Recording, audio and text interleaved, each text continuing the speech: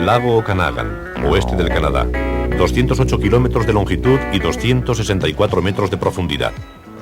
Aparentemente, aquí habita uno de los monstruos más vistos del mundo, el Ogopogo.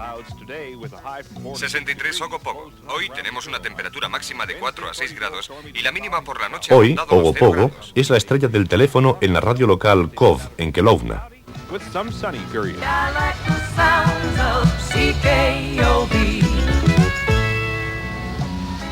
Buenos días y bienvenidos al programa de línea abierta de Ogopogo. Esta mañana recibiremos sus llamadas. ¿Cómo estás, Teresa? Muy bien, gracias. Vamos a hablar hoy de Ogopogo. Mucha gente de la zona lo ha visto. La leyenda continúa desde hace muchos años. Consultaremos a los expertos. Creo que ahí llega Arlene Gall. Arlene ha escrito un libro sobre él.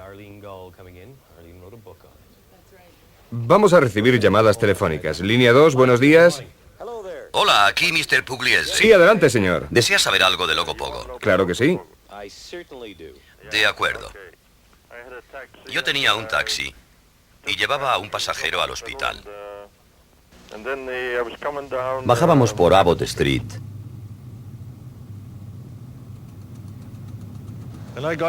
Miré al lago y me quedé sorprendido. Había visto algo saliendo del agua. Parecía la cabeza de un caballo con una especie de cuernos. Era enorme y se levantaba, ¿sabe?, como una gran serpiente. Un tipo se puso detrás de mí y me dijo: ¿qué estás mirando? Acabo de ver a Ogopogo allí. Me dice: ¿Dónde? Allí. Dejé abierta la puerta del coche y salí un poco. Entonces se metió en el agua. El tipo me dijo: mira qué olas más grandes. Todos vimos las olas que llegaban hasta el sitio donde Fred tiene amarrados los botes de alquiler. Yo estaba muy excitado. Me metí en el coche y me fui a la cafetería. La gente estaba desayunando y les dije: acabo de ver a Ogopogo. La gente me decía: ¿qué demonios has estado bebiendo? Línea 4, adelante, por favor. ¿Cómo está? No estoy demasiado mal. Bien, ¿me dice su nombre? No. De acuerdo, cuéntenos. Vi a Pogo a la altura del Larsen hace 4 años. De acuerdo, ¿no desea decir su nombre por radio? No. Se lo ha dicho a mucha gente, por supuesto. Claro que sí. ¿Tiene miedo de que piensen que usted está un poco loca? Sí, he recibido llamadas muy extrañas. Yo las recibo todos los días, por eso me pagan. Sí, pero a mí no me pagan, así que no deseo decirlo. Nos acercamos a la playa en plan picnic. Mi hija jugaba en los columpios cuando vi al monstruo debajo del embarcadero. Enseguida pensé que era el legendario Ogopogo. Corrí, cogí a mi hija, bajé a la playa y grité muchas veces: ¡es él! Mi madre iba gritando algo. Estaba sofocada. Estaba pescando o algo así, y estuvo allí bastante tiempo. Luego se estiró y se fue junto a esos mástiles. Conforme se iba, observé 3 jorobas. Desde un mástil a otro había 3 jorobas. Recorrió la playa hasta el final y se internó en el lago.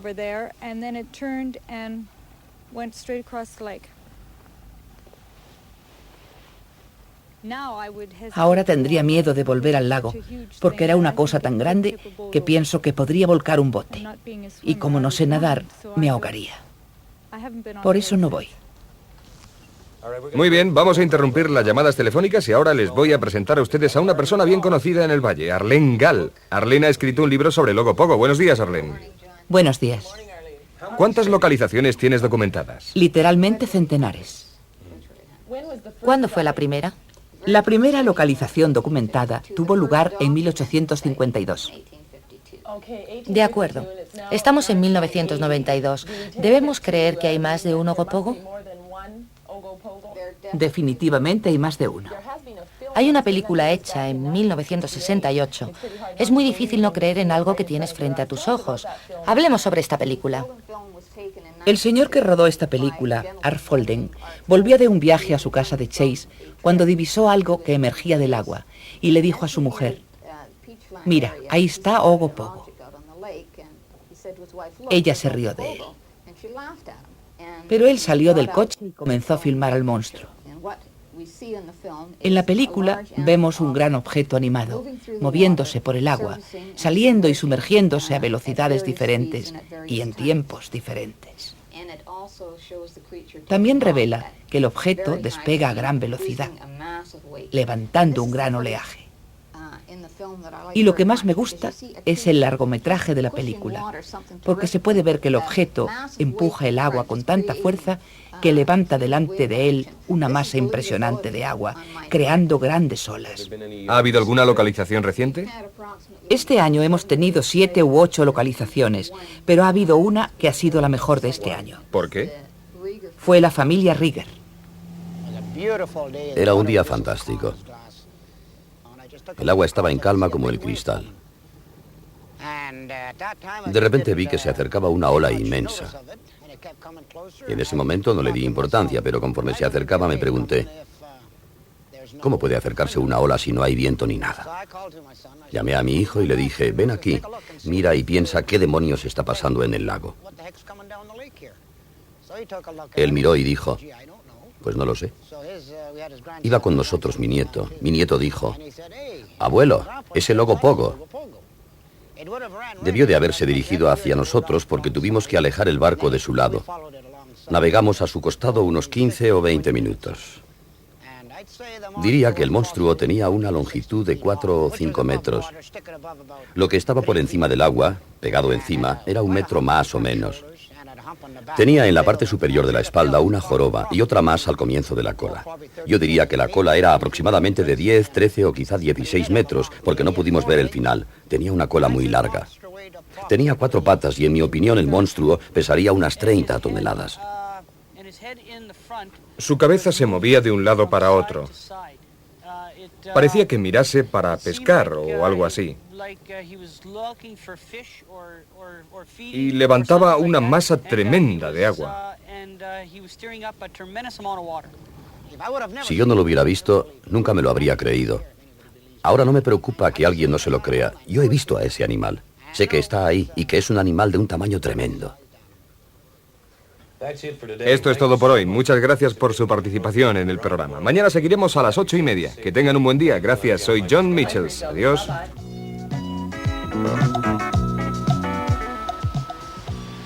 Los lagos del mundo, que presumen de monstruos, atraen a cazadores intrépidos, dispuestos a tirarse al agua al menor movimiento, aunque sea la caída de un sombrero.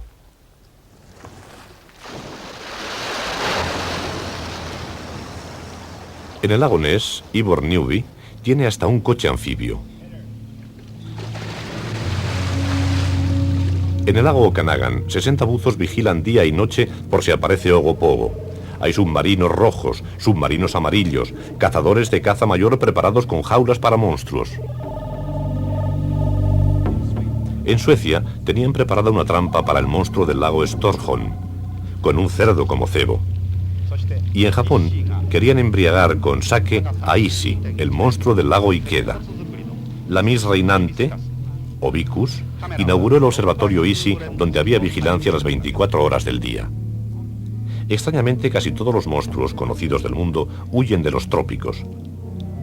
Incluso en las aguas poco profundas de Lowry, en Irlanda, existe un misterioso ocupante. El testimonio procede de 3 clérigos que en mayo de 1960 pasaban una tarde navegando. El padre Burke, el padre Murray y Monseñor Kigley. Estábamos navegando sin hacer nada, esperando que se levantara algo de brisa para pescar algo al anochecer, cuando de repente dijo el padre Kigley: ¿veis vosotros lo que yo veo? ¿Qué ves? Mirad allí, dijo. Miré y vi algo encima del agua. Una joroba, una cabeza. Se movía ligeramente a nuestra derecha, lentamente. Recuerdo que dije: ¿qué demonios es esto? Si fuera un pez se vería algún movimiento en la superficie. Si fuera una anguila, alguna clase de serpenteo. Pero no se veía nada. Quizá fuera el periscopio de un submarino. Mi reacción fue de sorpresa porque yo sabía que se trataba de algo más grande. Sí, algo más grande que los peces que se solían encontrar en el lago. Después discutimos el asunto y llegamos a la conclusión de que era algo parecido a una serpiente muy grande.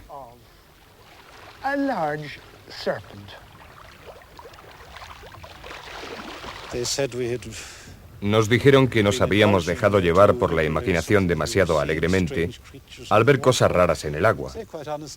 Debo decir honestamente que aquel día no pudimos coger ni un solo pez para comer. A lo mejor era un cocodrilo irlandés. Pero la bestia más horrible de Lough Ree es un pececito de colores si se la compara con el padre de todos los monstruos lacustres.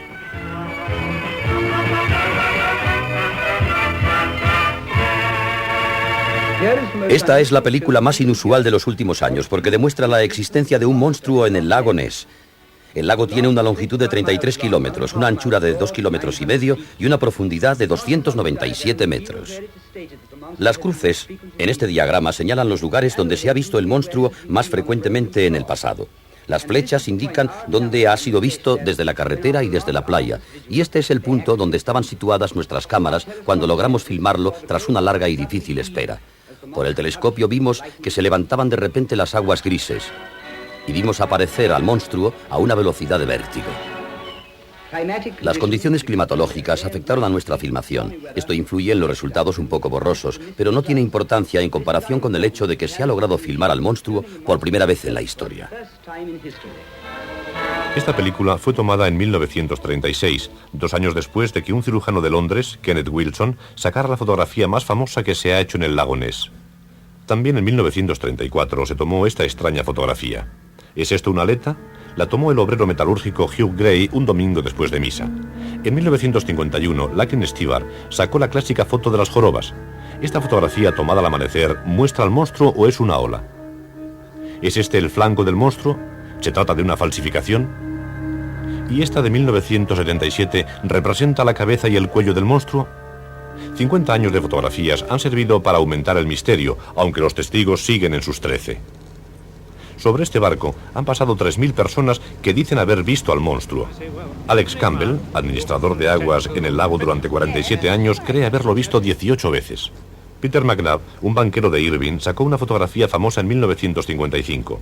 El contable Peter Smith y su mujer Gwen rodó en 1977 la película más reciente. Me quedé sorprendido, atónito. Cerré los ojos 3 veces para darme cuenta de que no eran imaginaciones mías. La cabeza se unía a un gran cuerpo perfectamente claro. No había duda. Enseguida vi que ese animal estaba asustado por la manera que tenía de comportarse. La cabeza iba así. Era fantástico. Tuve la sensación de que había advertido la presencia de las traineras. Cuando yo vi la proa de la primera trainera, él debió verla también.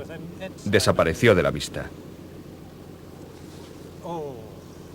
Se fue. Estimé que su cuerpo tendría una longitud de 10 metros al menos. La altura de su cabeza, su cuello sobre el nivel del agua, era de unos 2 metros. Y el color de su piel era gris. Vi algo asomarse a la superficie y me puse muy nervioso. Descolgué la cámara, puse el objetivo para lejos sin saber qué iba a encontrar. Miré hacia donde estaba el animal. Un animal negro, ondulado, de color oscuro. Un animal vivo. Levanté la cámara. Hice una toma que naturalmente estaba algo borrosa porque tenía que usar el objetivo para lejos. Y además por la excitación y todo lo demás, salió algo movida. En la foto se ve la torre del castillo. Sé que la torre tiene una altura de 14 metros, lo que nos da una idea muy clara de la longitud de todo el animal. Se estima que está entre 10 y 14 metros. Antes de lograr una segunda toma, desapareció.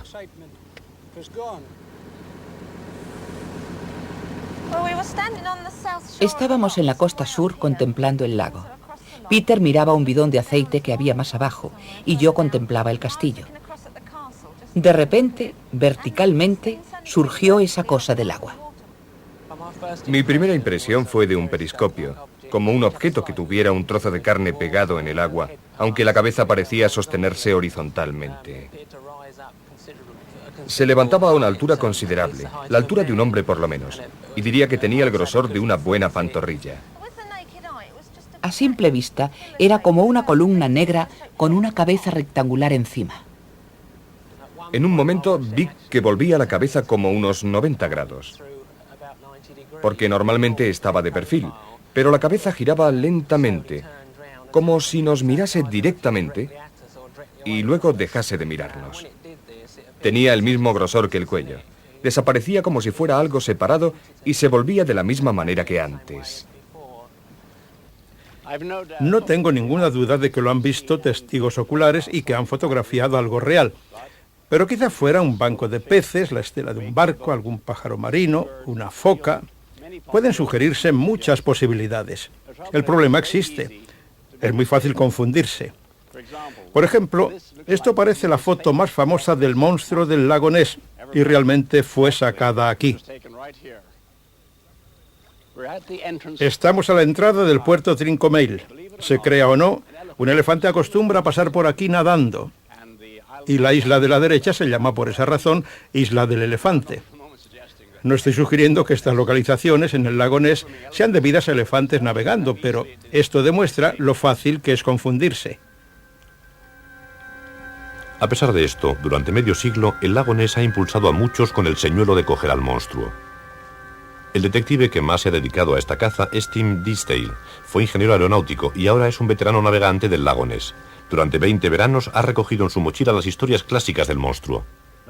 Vi un objeto a una distancia de unos 250 metros. Salió del agua. Lo primero que pensé es que era el cuello de un cormorán, pero evidentemente no era un cormorán. Era demasiado grande y parecía una serpiente negra, como una anaconda gigante. Eso parecía. Salía del agua de esa manera y después se sumergió. Produjo un torbellino de espuma blanca, rompió la superficie de nuevo con otro estallido de espuma y desapareció. Ya no volví a verlo. Fue muy rápido. Cuestión de segundos. Pero fue real. Me quedé asombrado. Esto suele pasar, creo, cuando uno se acerca a cosas de estas. De repente pareció que una gran fuerza se me venía encima y lo primero que hice fue echar mano del chaleco salvavidas. Normalmente no lo llevo puesto porque no me deja libertad de movimientos, pero lo tengo a mano, así que lo primero que hice fue ponérmelo. Dinsdale comenzó a vigilar en solitario el lago el 23 de abril de 1960. Iba por la costa cuando algo llamó su atención. Vi un objeto inmenso, extraordinario. Parecía el espinazo de un gran animal de color rojizo oscuro. Sobresalía del agua casi 1 metro y las protuberancias del cuerpo serían de 1,5 metros a 2 metros. Tendría la longitud de este barco. Estaba inmóvil y llevaba una gran mancha rojiza en su flanco izquierdo. Podía verlo muy bien. Luego, mientras lo miraba, comenzó a moverse. Fue un momento electrizante. Aquella cosa grande comenzaba a moverse por el agua. Volví mi cámara y rodé unos 13 metros de película en blanco y negro. El alcance de mi cámara estaba al límite, sin embargo, estaba filmando esa joroba que atravesaba el agua, dejando una estela de cristal. Después se acercó a la orilla lejana, dio una vuelta de 90 grados y avanzó bajo el agua, levantando una ola que, por lo que se ve en la película, tenía una altura de 0,5 metro o poco más. En 1966, expertos en fotografías de largo alcance de las Reales Fuerzas Aéreas analizaron la película y dijeron que no se trataba de una falsificación. Estaba tomada desde aproximadamente el sitio del lago Ness, que yo decía, a una distancia de la playa de unos 100 metros. El objeto filmado no es ni un barco de superficie ni un submarino. Se mueve a una velocidad de 16 kilómetros por hora y si se hace un corte transversal en el objeto, este tendría 2 metros de anchura, sobresale del agua 1 metro. Los expertos estiman que la parte del cuerpo por debajo del agua sería al menos de 0,5 metro. Finalmente afirmaron, creemos que se trata probablemente de un ser animado, vivo.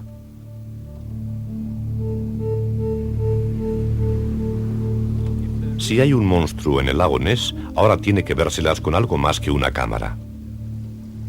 un equipo de alta tecnología dirigido por Roger Parker. Dejan sus zapatos en tierra para reducir el ruido cuando se disponen a acechar al monstruo con un equipo de detección ultrasensible bajo el agua. En su lancha llevan aparatos de primera calidad valorados en 8 millones de pesetas. No solo cámaras, hay micrófonos, hidrófonos, detectores de cualquier variación en el barro del fondo y sobre todo un sonar. Nos lo explica Roger Parker. Este aparato que tenemos delante es increíble. En nuestra primera visita al lago captamos un animal grande de más de 13 metros. Lo tuvimos en pantalla más de hora y media. El animal detectado tenía en su sombra lo que parecía ser un bebé. Bueno, por bebé entiendo uno de 7 metros. Localizamos después 2 animales más pequeños. Eso fue algunas noches más tarde. Los filmamos de noche, en color, en una película de 16 milímetros. En la pantalla de sonar pueden verse muy juntos. Están representados por una serie de puntos unidos. Estos puntos son impulsos reflejados de una señal de transmisión, del transmisor de este sonar. Los dos están bastante cerca, como puede verse. Por el eco y por la naturaleza de la señal, creemos firmemente que se trata de grandes objetos animados.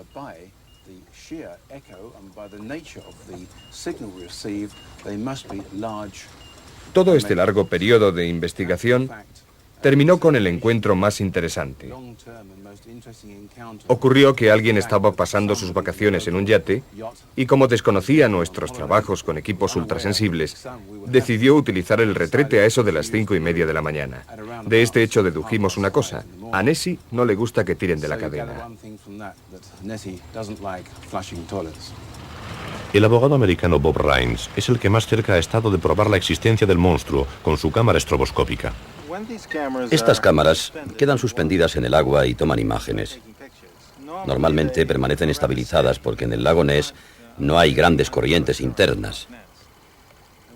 Una vez, en 1975, nos ocurrió un episodio muy raro. Creemos que algún animal comenzó a mover la cámara, tropezó, la golpeó, volcó el objetivo hacia arriba apuntando a la superficie y tomó una imagen del fondo del barco. De repente vimos la imagen y pensamos que se trataba de la cabeza y la boca abierta de uno de estos animales. Esta es una imagen difícil de identificar porque no se corresponde con la que los zoólogos creen que debe tener el monstruo del lago Ness. Pero estos son los datos, son datos objetivos y esta es la imagen que tomamos. Después vinieron las famosas imágenes de 1975, con el cuello, la cabeza y las aletas. Creíamos que se trataba de un animal con una longitud de 10 a 16 metros, con cuello largo y muy robusto, una cabeza probablemente pequeña, aletas con forma de diamante, al menos algunas, y una cola muy grande. Nos gustaría que los zoólogos pusieran nombre a estas cosas.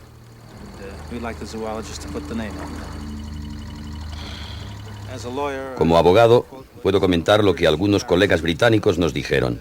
Si la historia de Ness fuera un caso de asesinato, ya haría mucho tiempo que alguien estaría colgado. Francamente, soy mucho más escéptico con los monstruos de los lagos que con los monstruos marinos, porque los lagos, después de todo, son pequeños charcos de agua en los que hay infinidad de testigos oculares. Si realmente existieran esas criaturas, se dejarían ver con más frecuencia. Y además, si no pueden cogerlos ni los japoneses, es que no existen.